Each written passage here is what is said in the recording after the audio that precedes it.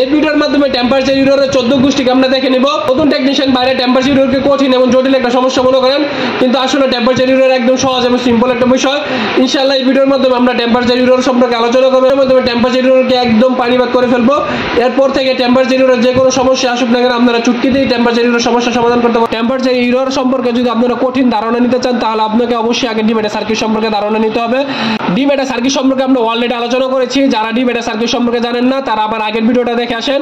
প্রথমে আমরা স্যামসাং এর টেম্পারেচার ইরর নিয়ে আলোচনা করব। আপনারা জানেন যে ডিমেটা সার্কিটে দুইটা রেজিস্টর থাকে, একটা হচ্ছে R1 একটা হচ্ছে R2। এখানে R2 এর জায়গায় থার্মাল থাকে। থার্মাল আপনাদের মোবাইলের টেম্পারেচারকে সেন্স করে।